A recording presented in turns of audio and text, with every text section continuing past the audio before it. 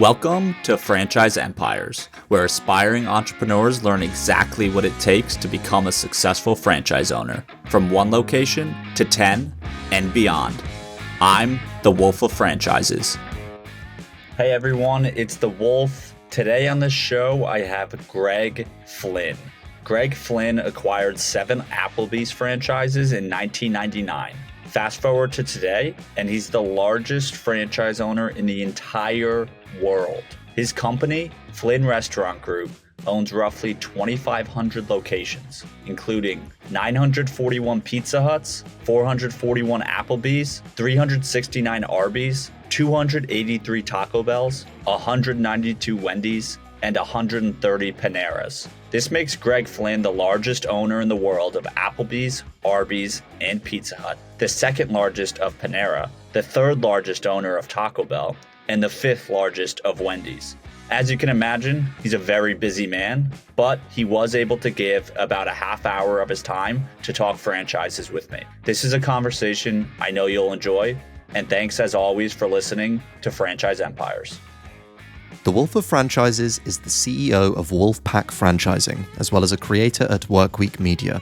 All opinions expressed by the Wolf and podcast guests are solely their own opinions and do not reflect the opinion of Wolfpack Franchising or Workweek.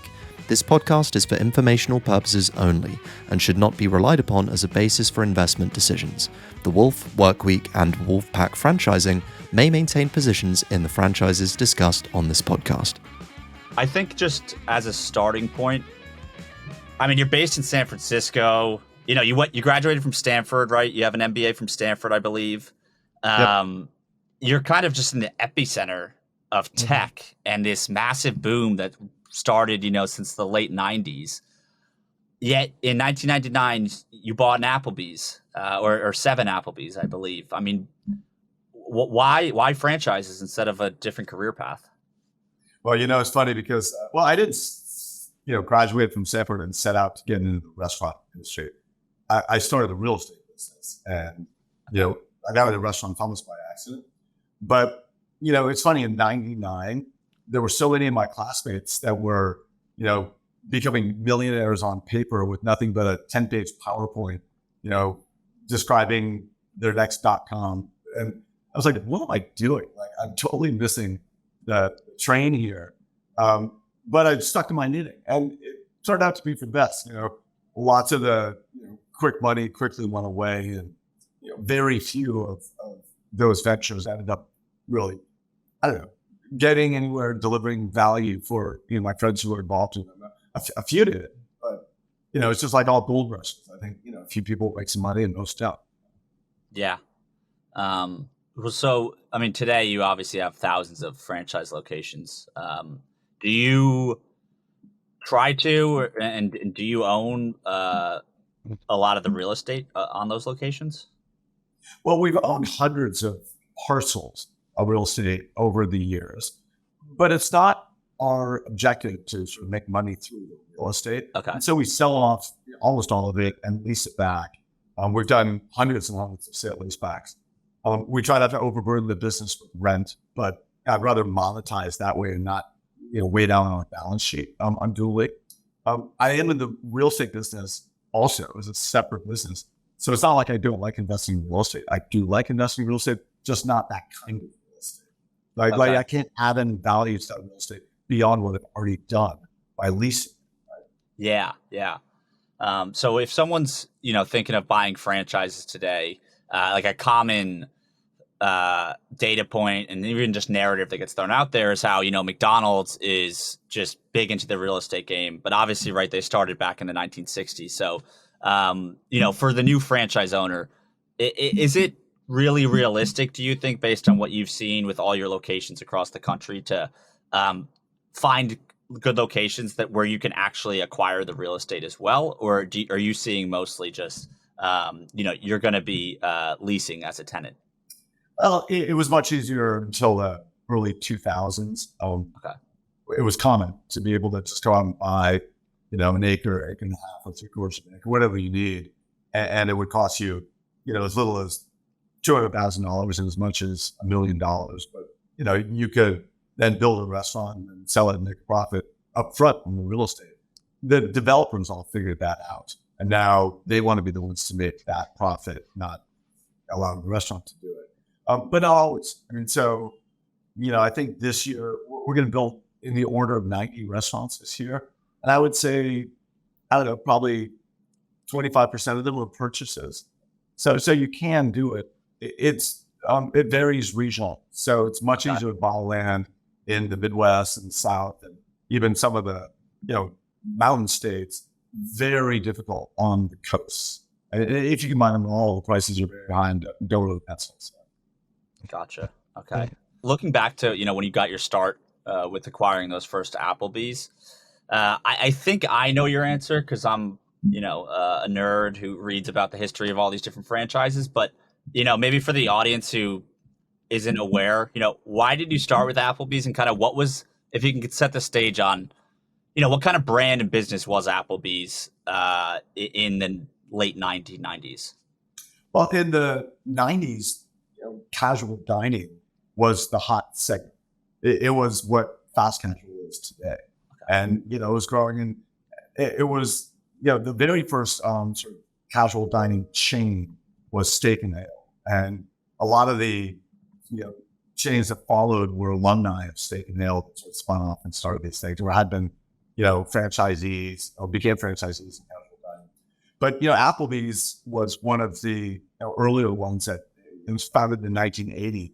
And, from the time of its founding through the 2000s, it never opened less than 100 restaurants a year. It was super fast growing, and the places were packed. They have bars right in the middle of the restaurants. Like, it was super fun. Yeah. And, so when I looked at pivoting away from World Wraps, which is where I started, toward, sort of major chains that qualified for this sort of 100% non-recourse debt, that was my main reason for getting into, major franchises. I looked at through what brands qualified, and all of the big quick service brands did. But in casual dining, there were only a couple, and Applebee's was the best at that. And so I said, let's get into Applebee's. It's doing really well right now, and it seems to have a good future. It's interesting. I'm very glad we chose Applebee's. It served us very well over the years. But the segment itself has had a lot more challenges than I expected. Applebee's has come out the absolute clear winner and all that. I'm just that glad we didn't pick one of the other ones. What are we talking, like Chili's or something like that? Chili's, Red Robin. Yeah. Okay. Fridays, Ruby Tuesdays. Ruby Tuesdays. That was it's like a murderer's row of challenge brands. Right? Yeah, it is. You're right. And all right, so you were effectively able to secure a loan for those initial Applebee's, and maybe correct me if I'm wrong. Non-recourse meaning you probably had collateral in the form of property, but they couldn't come after Greg Flynn as an individual and any of your personal assets if God forbid things went bust. Yeah. So just, to clarify, I didn't have any personal assets to speak of back then. So it wouldn't have done them a lot of good. Yeah. But no, it was a crazy moment in time. And it was very like mortgage lending in the 2000s, but where you could borrow all of the price of a major chain restaurant, 100%, or they would even loan you the closing costs. So they'd loan you 102%. And you were buying on asset basis, meaning, I bought the assets and you kept all the liabilities.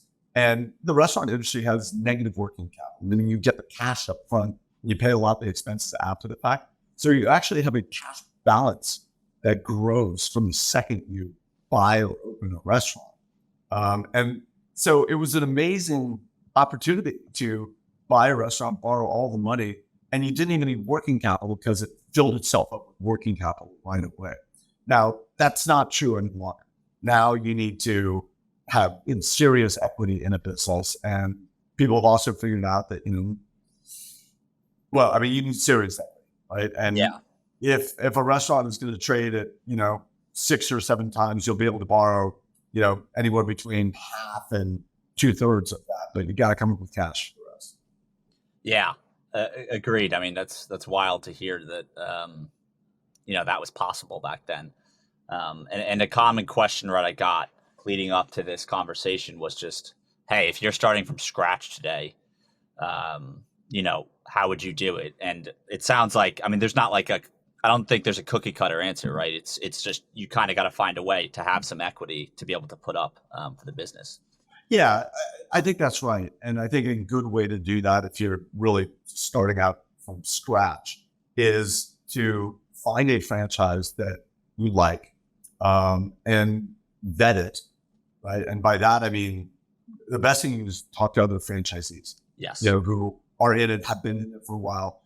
Franchisees are very collaborative. They'll help you out. They'll tell you the truth. I mean, unless you're somehow going to compete with them and open a store right next door, and then they may try to steer you off. But normally they're super collaborative and will tell you what's good and what's bad about it, what surprises they had, what are the biggest challenges, building first one, operating it, and then growing from there. If you still are interested, then go find a loan. There are lots and lots of banks that lend in the franchise space, and for whatever is the gap between the price and the loan, go raise the money from friends and family, and just do it in chunks of $25,000. And what I would suggest you do is say, okay, I'm gonna take your money. I'm gonna pay you back when I can with a good return. But at the end of the day, I want to move this business. Like, I don't want to give you ownership of what is going to become the rest of my career. And I'll give you a good return, but after you get that return, it's mine. That would be my suggestion. No, definitely. I love that advice. And notwithstanding, right, the maybe how opportunistic you were, right, with the lending standards back then. I mean, you've still had a just ridiculous rise, right? I don't know of a single other franchise owner who's doing $4 billion in revenue with the breadth and depth of a portfolio. So, what has enabled you to, I guess, just keep growing and keep scaling, and really just build out this massive holding company of all these different franchises? Yeah. So first of all, it's not a holding company. It's an operating company. Okay. And we've got different divisions aligned with our brands, but this is not a passive investment for us. Like, I view myself as a restaurant operator, and everyone on the team does. That's what we do all day, every day. So, Okay. The starting point and the necessary, if not sufficient, condition for succeeding in the franchise restaurant business, and I'm sure that's true in all businesses, is running your operations well each and every day. So everything you do prioritizes that. And nothing comes ahead of it. And if anything interferes with it, we need to stop doing that thing so we can focus on like running our restaurants well, day in and day out. And if you do that, that will greatly enable your growth, because you'll have profits and you can reinvest those profits and do it in growth. And basically our business, I got into it, as I told you, by borrowing pretty much all of the money to do it. Yep. But then ever since then, with just a little bit of exception, we've grown the entire business from additional debt and cash flow, reinvested cash flow. So we've taken basically no money out of the business over the years. We've reinvested it all. But as the business has grown, become more profitable, we've built new units, and we've bought other businesses accretively. It's an awful lot of profits that you can borrow against, right? So you reinvest the cash flow that you have, but also you continue to borrow more and more against your own business, and that provides sort of equity for the acquisitions, where you can borrow against the thing you're buying, right? But you're also borrowing your equity against your existing business. Yeah, that's how the flywheel spins, right? And the whole thing becomes self-financing. That's incredible. You need to get in at that first time. Yeah. Has there ever been a moment where, maybe you thought you were a little over levered, or in an unpredictable event, maybe hit the dining segment? Was there ever a moment where you felt like it could all come crashing down, or has it been, I don't want to say smooth sailing, because I'm sure there's always things that happen. It's never a smooth ride, but yeah. Is there anything in your head that sticks out? Yeah. So there have been lots. of moments like that. And, let's just first go back to how I got in the restaurant business, a concept called world wraps. I didn't start with a friend of mine, Keith Cox, did it. And was that a franchise? Well, kind of. They started it coming out of Stanford. He was my classmate. And I made like a little limited partner investment in it. And the first one opened, and there were lines around the block, and we're jumping up and down. Sure, we've got Starbucks on our hand. And so the thing that we became totally focused on was, how do we build as many as we can as fast as we can before someone steals our idea? Very stupid looking back at it, but that's what we did. Yeah. And so we shook hands. I just, in my real estate business, bought 3 buildings up in Seattle. And so we just shook hands and said, I'll develop Seattle while he develops San Francisco. And I did it as a licensee. So sort of basically, he kept the IP, but there were no franchise services. There was no, here's how you do it. Like, we were figuring out this together at the same time. He didn't open one restaurant. So I opened 14 of those, and it was the most bootstrap thing you've ever seen in your life. Leasing mostly former restaurant spaces, trying to convert them and slap a little lipstick on them and make them look like a world restaurant. And so you say, were there ever any moments of crisis? And I'd say every 2 weeks was a crisis, like making payrolls every 2 weeks. Like, where's the money coming from? And, we were constantly just robbing from Peter to pay Paul. But, we sort of got it done. And that it was, a sort of meaningfully profitable business by the time 1999 came around, and I decided to pivot toward Applebee's. Not that it was, making a lot of money, but it wasn't, to the point where I was like, oh my God, this whole thing's falling apart. Yeah. And so that was the regular crisis. I got into Applebee's and things became less crisis filled because it's such a great business. That's the great learning here, is that if you join an established, proven brand, generally that means a mature brand, thousands of units that have been successful everywhere, every geography, every demographic, through multiple economic cycles, your life is much easier. And everything about it is easier, and so the frequency of crises, was greatly reduced from 1990 onward. But there were moments, and the most recent one is obvious. It was COVID. When the week of March 13th came around, and we went from doing 100 in revenue down to 12 in revenue, in 3 days. And I went from having 40,000 employees down to having 8,000 employees. We didn't lay anyone off, but we did furlough. 27,000 people, something like that, in 5 days. That felt like I was a dinosaur looking at a comet. Yeah. Holy crap. The restaurant industry utterly depends on daily revenues to stay alive. It's a very high volume but low margin business. So if those revenues dry up, the expenses keep ticking away, and you're out of cash really, really fast. Yeah. So we had to make some tough decisions very, very quickly, sort of prioritize who we were paying and what we were going to support. Now, we made the right decision to keep all our restaurants open and to not lay off anyone, but to furlough those for whom we just had literally no need for there's no work to do. All making the bet that we were going to come out, that this was going to pass, we were going to survive, and we want those people back. And we didn't want our customers to think we were closed, and those were the right decisions. Something like 10% of all restaurants never reopened from the pandemic. Mostly those were full service restaurants, and mostly those were restaurants who made the wrong 2 big decisions to stay open and to furlough versus lay off. If you closed for almost any amount of time and you laid off, you had to hire people back to that was expensive and hard. Yeah. And that's why so many didn't make it. Wow.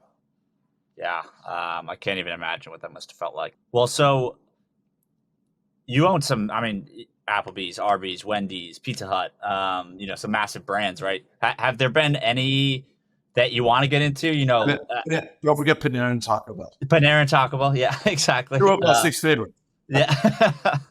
Have there been any that that like over the years you were close to buying but didn't? Do you even at your scale? I mean, it's like a big decision for a franchisor, right? For someone to kind of let someone with the capitalization you have, and I mean, you can really influence a system almost with how big of a company you have. So yeah, have there been close calls like with brands?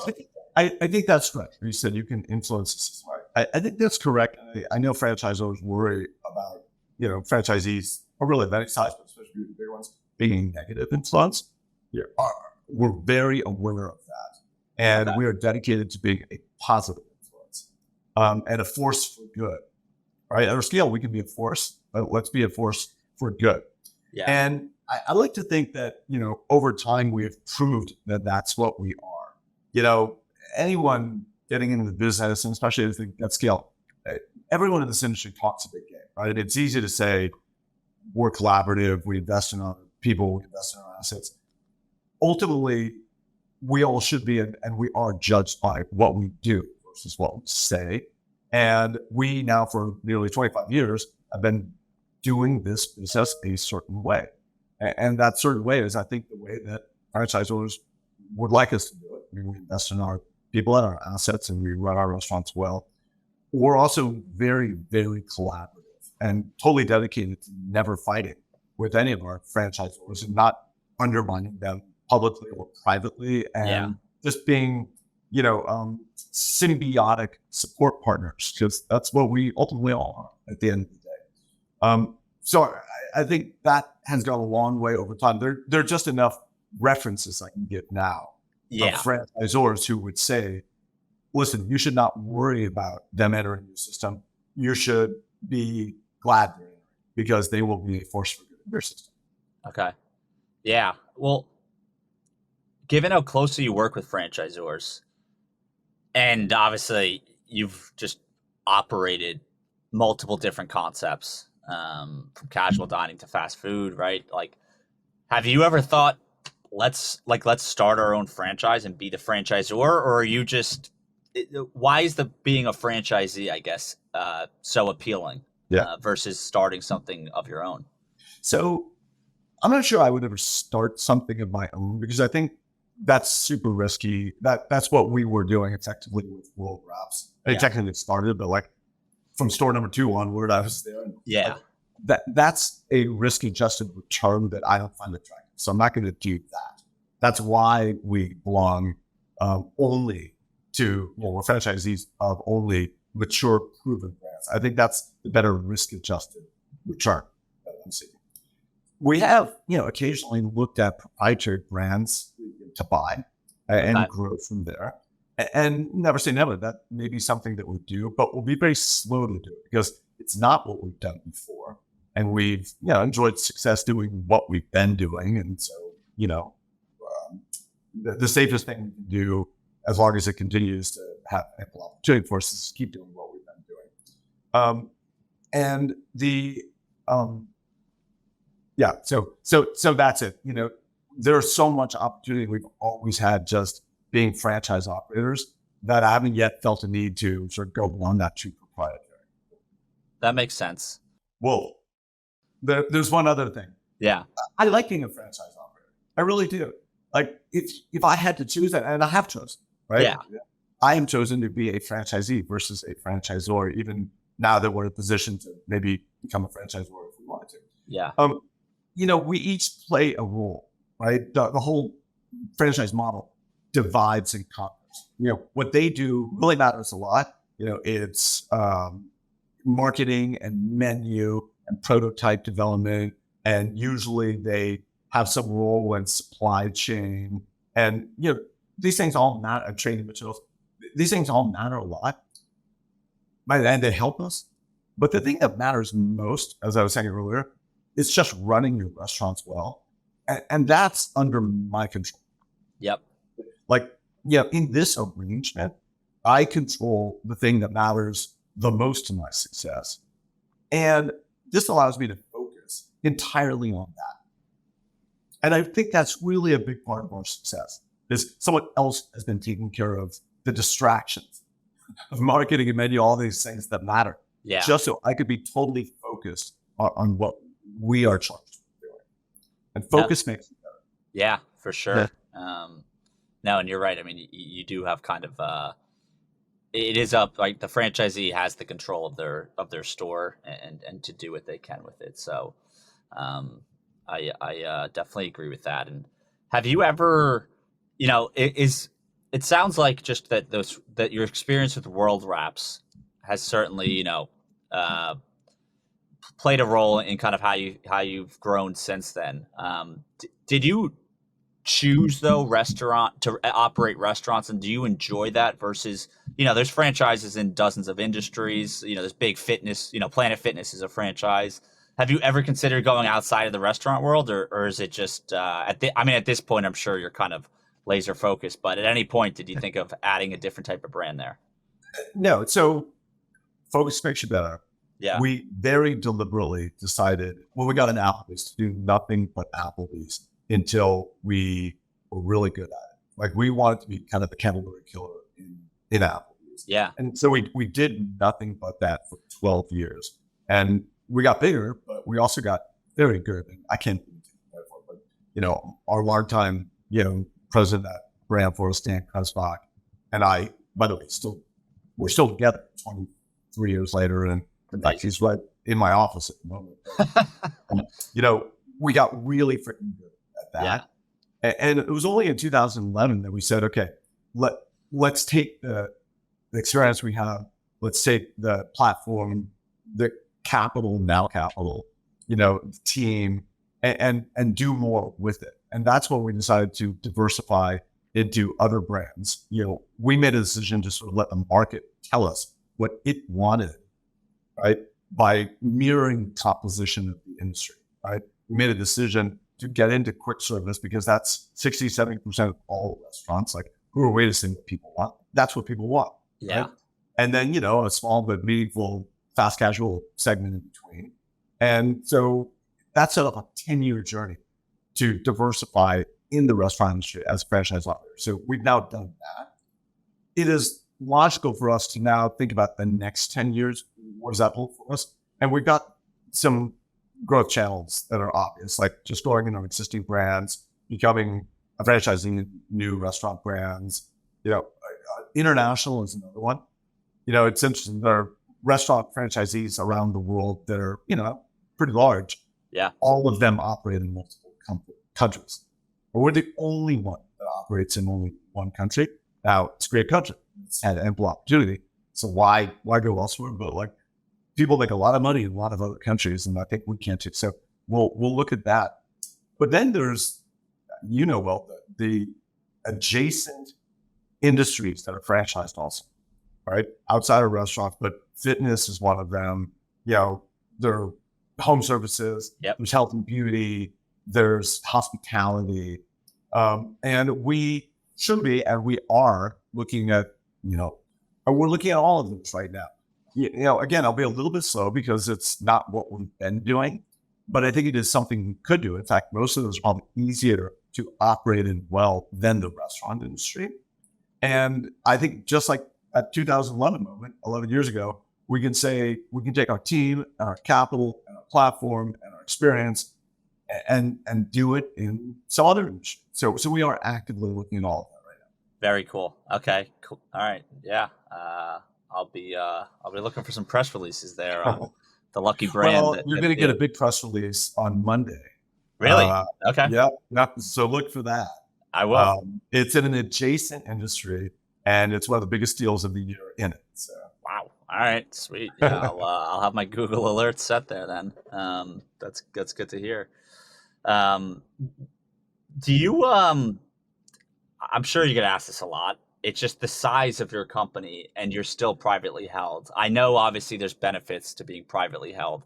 Do you ever have the, have you ever thought about going public, or is that just not in the roadmap for you? Well, sure. I mean, I've thought about it, and we are very unlikely to go public now or ever, for two reasons. One, I've got a bunch of franchise agreements that say I won't go public, and I'd have to, convince our franchise owners that it was actually in our interest and theirs that we go public. That probably would just have to do with access to capital. For some reason, the private markets weren't providing enough access for us to continue to build restaurants and things we needed.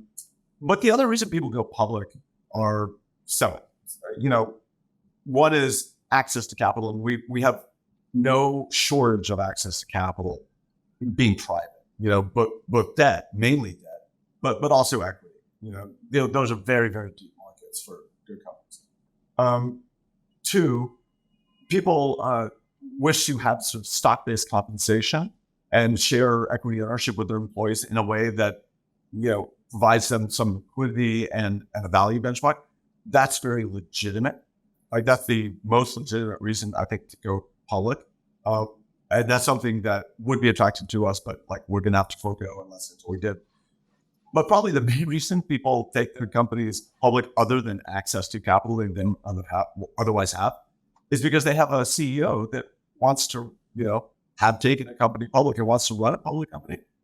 And that's not what I'm going to do. You know what? I really like being private. And public companies throw up all sorts of, sort of perverse incentives to, have a very short-term focus. And we have always had a very, very long-term focus. And it's really benefited us. And while I would love quarterly results to be good, I'd sacrifice them all day long for the 5-year or 10-year outcome. And so that's why that's the main reason we're very unlikely to go public.